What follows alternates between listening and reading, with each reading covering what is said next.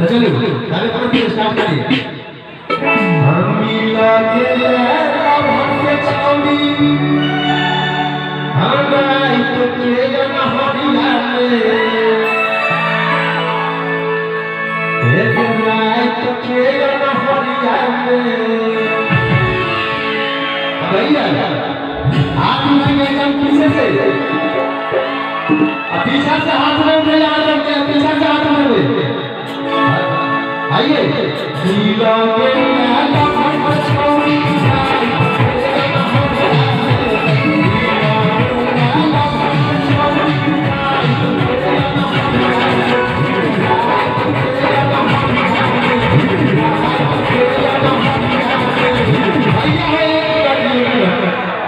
पीछा साथ में पीछे से ताली बजा के साथ में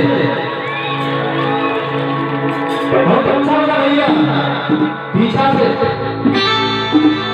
हाथ करेगा दूसरा क्या कर रहा भैया नीला के लाला भर छोड़ी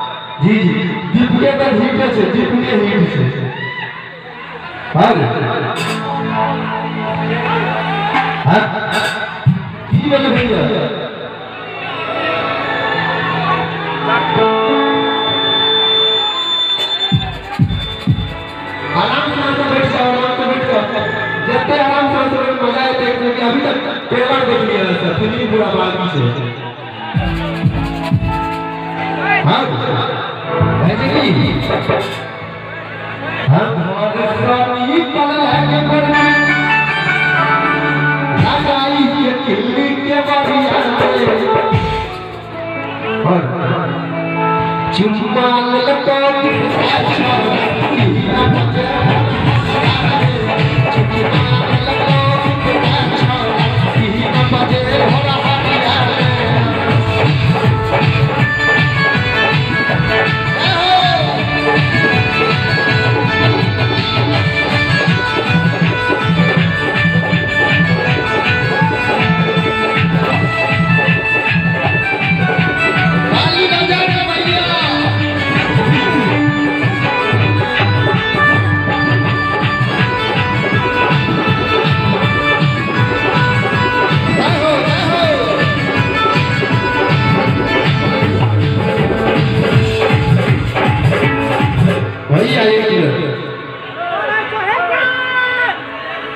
उतर से भैया।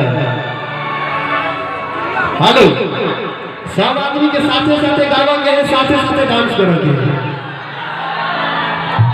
हेलो भैया, तैयार छे ना सब? कहे जगी कोई न बुझतो ही है कारण पाया खोई के रखला भितरिया में, लेकिन कोई न बुझतो ही है कारण पाया खोई के रखला भितरिया में।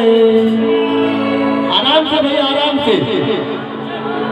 एक घर के भीतरिया में भैया एक मिनट चुम्मा ललको मोबाइल वाला भैया 3 बजे भोर हरिया। आओ चुम्मा ललको मोबाइल वाला भैया 3 बजे भोर हरिया में। 3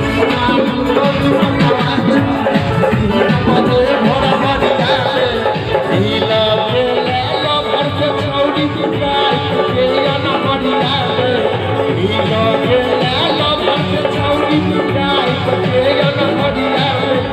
गाय के ना हरिया एक मिनट भैया, एकरा याद हो जहां के नाम किया हां पप्पू आ पप्पुआ छोरा चुम्मा बजे हरिया में। पप्पुआ छोरा चुम्मा बजे हरिया में।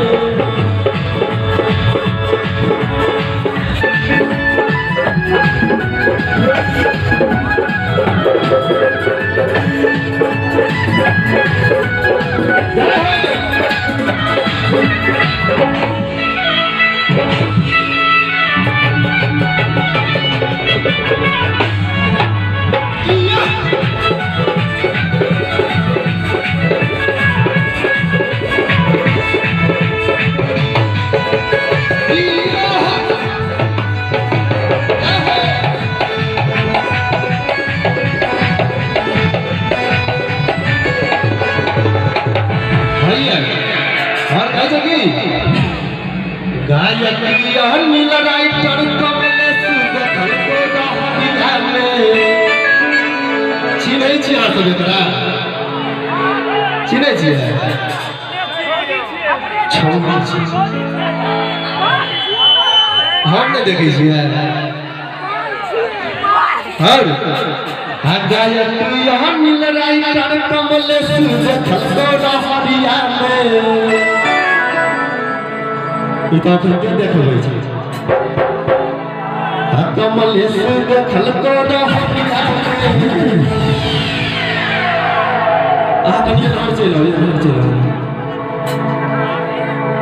ये मिथलेश देखल को रहरिया में। रहरिया जाती हो आ कथी बुझो विजया गायकिया नील राइटर कमलेश देखल को रहरिया में। कमलेश देखल को रहरिया में। कमलेश देखल को रहरिया में। और चुम्मा ललको विजया छोरा 3 बजे भोर हरिया में। चुम्मा ललको विजया छोरा 3 बजे भोर हरिया में। ताली बजाओ मार दे।